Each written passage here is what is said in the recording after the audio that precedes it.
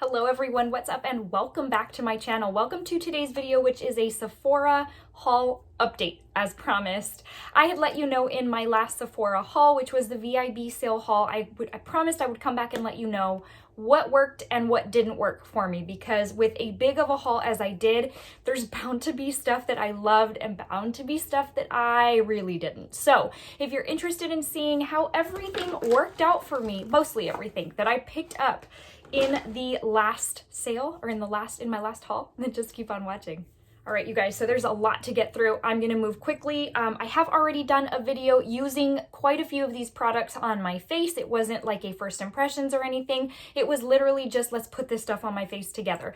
I did throw out a few thoughts though, I can't help myself. But this truly is going to be just going product by product and letting you know how it worked for me and why. So that's that. Let's go ahead and go into the first product. I've already thrown away the box, but this is the Amika New York Minute blow dryer brush, or I forget the official name for it, but this is probably one of my favorite products of life for hair at this point. I have never come across a product like this, and I know a lot of brands make it, like Revlon I think is super popular, theirs is super popular, and a few others, but Amika just works for me. Their tools, they just, they don't really damage my hair, let's just say that. I have fine, thin hair, but it's also very curly, like Shirley Temple ringlets curly. I have changed the shape of the curl over the years because I used to flat iron a lot when I was young, you know, grass is always greener kind of thing. So now it's more of a frizzy curl. This, if I let it air dry to where it's between wet and damp, not too wet because then it does take a little bit longer, but just between wet and damp, it takes me under 10 minutes to blow dry my hair. Now granted, right now I do have it curled, but it does end up looking very similar to the way I have it now. Mine is at a length where it'll flip up a curl even if I blow dry it, so that's why I say it'll end up looking similar if I use this. But quick, easy, my hair looks healthy, my hair looks put together, it doesn't look like I just woke up on the other, you know, on the wrong side of the bed, which is how my hair looks all the time. This was hands down one of my best purchases for 2020. If you've been on the fence, this is for you. It's super lightweight, and if you are used to doing the brush and the hair dryer, your arms probably get so tired. I used to do that back in the day. This, I mean, I'm surprised it wasn't invented sooner, but I am so in love with this brush. Again, if you've had it on your loves list, hands down recommend. Okay, so let's go into quite a few things. I have been taking things in and out of the boxes because I've kept the box literally so that I could film this video, but I'm so ready to trash a lot of this. So the Always an Optimist spray by Rare Beauty, it's nice. I don't know that I am super blown away. I do like the scent. It's very refreshing, but something about it just doesn't give me that super dew that I thought it was going to. It's a very good spray. I'll use it. It's just not mind-blowing like I thought it was going to be, but I had the bar set so high that maybe that's why I set myself up for disappointment. It is supposed to be, let me see, a glow boosting mist that hydrates, primes, sets, and refreshes. So I don't know, maybe I just thought it was gonna leave me super glowy, like more dewy, and it didn't. It does have like a separation between like the water and the oil or whatever it is. I don't think it's oil, but anyways, so I like it. Again, don't know that I'm in love with it. The Too Faced Born This Way matte, I like it a lot. It's very pretty. And one of you had mentioned this. I did get mine in the shade Light Beige. This is my correct shade even in the matte. Anything lighter would be too light. Anything deeper would be too deep. However, this does have a hint more yellow than my Light Beige in the natural foundation, in the normal one. So that anytime something runs a little more yellow, I'm not as crazy about how it looks on me. So I think that's really it. But it is very, very pretty. What's funny is if I go in with like cream products after going in with this, it totally shifts the finish, obviously, because I'm doing cream products. It totally shifts the finish to like more dewy looking than matte. I don't find that it ends up looking super matte on me, but it's a lovely foundation. Will it replace my Rare Beauty? Absolutely not. So anyways, that is that. Just know going in, if you're going in for your exact shade as the regular foundation, just make sure that it truly is apples to apples. The Makeup by Mario, what is this? This mixing medium. This I will be taking back. I can't stand it. It like literally made my eyeshadow look dull, just muted. It's a no. And I don't want to have to buy the corresponding palette just to be able to use this product. Ton of companies make a mixing medium that you can use on any product. I thought it was going to be kind of that way, but it's a no. So, the Dior Backstage Glow Face Palette in the shade Rose Gold. I'm wearing one of them today. I did use this in the video where I tried on some of these products. Today I am using, what shade am I using? I am using the shade Gold Pearl. I honestly think I like the original one better. I don't know, something about it is just, I feel like at this point they're starting to run very similar, which I guess I should have expected that, but I don't know. I very much like it. I'll use it, but blow my socks off kind of thing, that belongs to the first one. And yeah, this, I mean, it kind of, I guess it should, I should say it met expectations, didn't exceed or anything like that. So it's pretty, but again, nothing super extraordinary. Really not much to talk, nothing to talk about the Tatcha Liquid Silk Canvas, except this is my very favorite primer of life. It's kind of like ranking in there with the Rare Beauty foundation. It will be a very long time, I think, before my #1 primer is replaced. There's nothing that makes my skin look as smooth, as filtered. Like I literally feel like I'm wearing a picture filter, an Instagram filter, and this does it for me. So not much to talk about there, except that I love it so much, but I already knew I did. Okay, the Charlotte Tilbury Airbrush Flawless Setting Spray. Now this one, out of the 2 sprays that I got, this one is it. I like this one very much. I will tell you though, it is a very lock in your makeup setting spray. You've probably heard that before, but it almost feels like it's locking it in even more than the All Nighter by Urban Decay. And I can feel it throughout the day. I don't know how else to describe that to you. It's not like my face feels tight, but it's like I can feel that everything's kind of solidified. That sounds horrible, but that just tells me that it really locks it in. And then I like how it makes everything melt together. I like how it makes my makeup look. So this is definitely a good one. The smell, the scent is somewhat pleasant. And I think once I'm done with this one, I probably would repurchase the large size. So definitely does what it says about locking in your makeup. So if you're looking for like an all-nighter in luxury price, then there you go. Very happy with it. The Huda Beauty Stick Foundation, it's what I'm wearing today. It is very pretty. It is what you have heard about it being more on the light coverage. You can build it to medium. Again, will this replace my Rare Beauty foundation? No, absolutely not. It's pretty. It's just not, it was getting, it's like 5 stars out of like, I don't know, I might be making this up, but out of like 2,000 reviews on Sephora. And I'm like, oh, okay. I guess based on that, I thought it was gonna really wow me. And it's pretty. I like it. I will use it, but it doesn't replace my #1 by any means.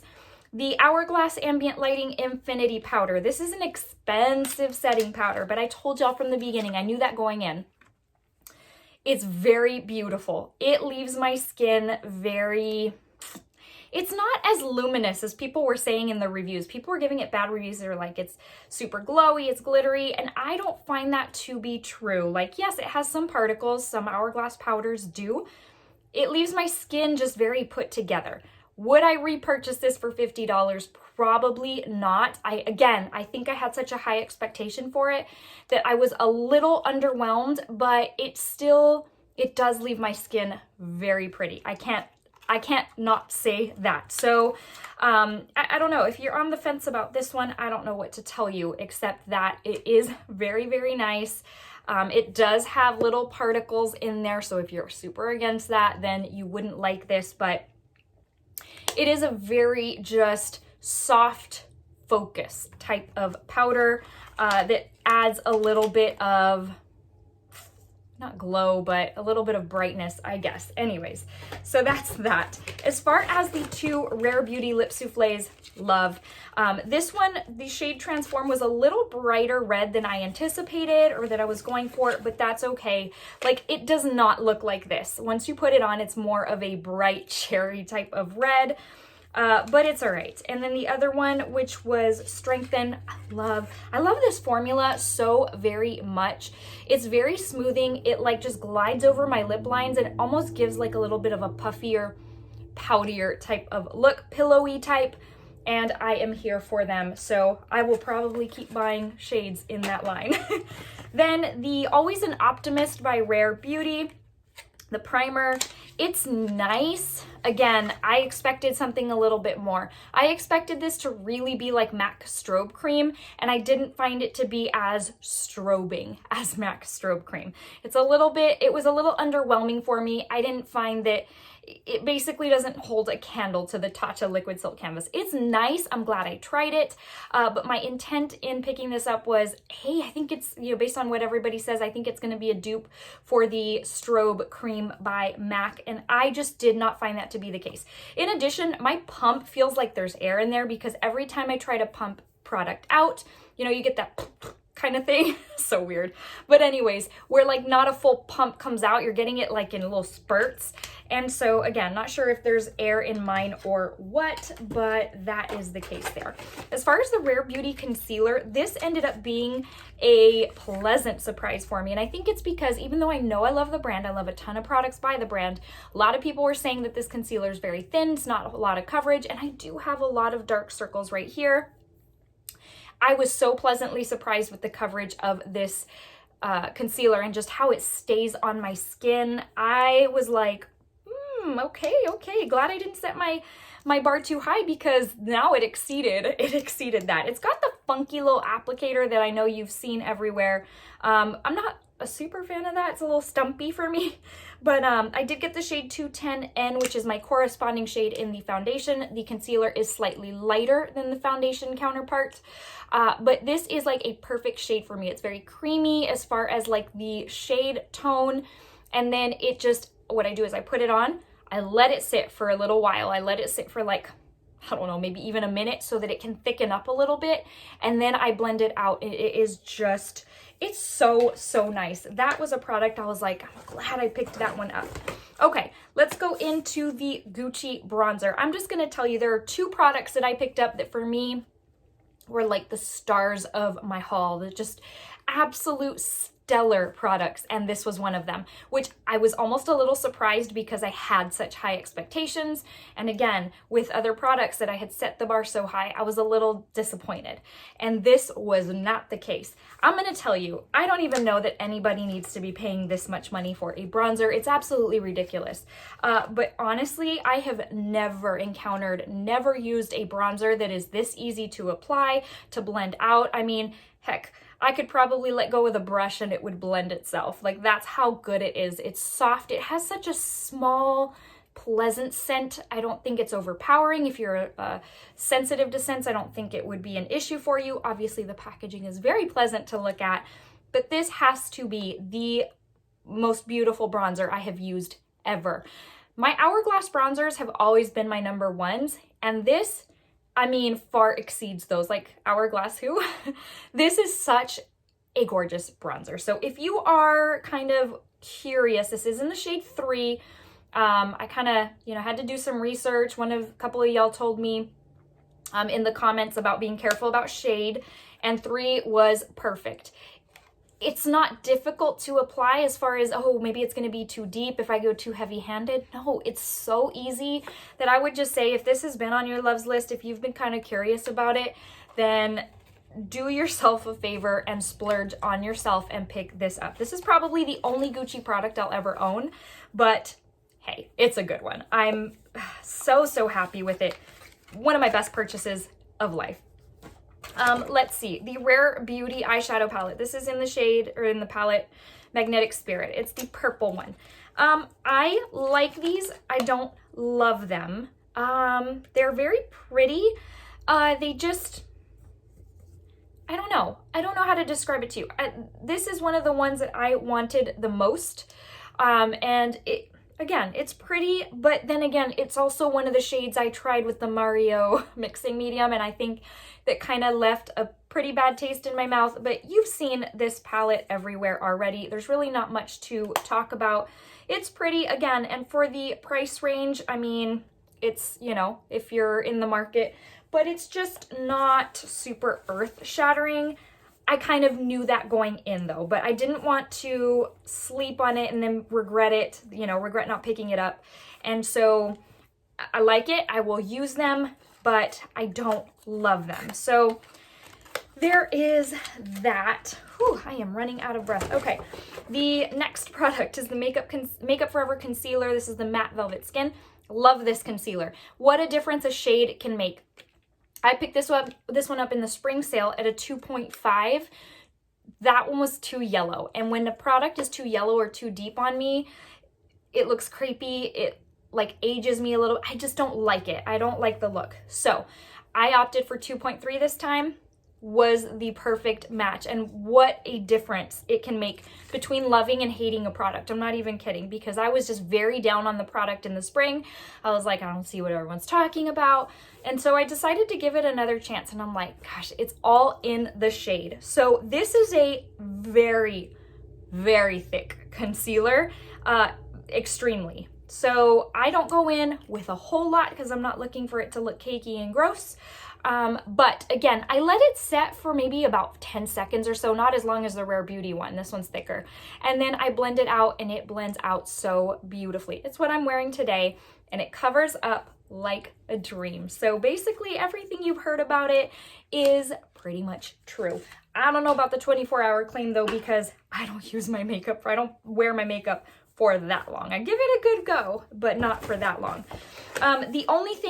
One of the things that I have not tried, that I can't give you anything on, is the Born in Roma Valentino spray, because my smell has started to come back. It's just not fully back. I can taste foods, but my smell is not what it normally is. So I'm gonna wait on this one. I'm sorry, but I don't want to be giving you bad information. You know how it goes. The Tower 28 glosses, these are really, really nice.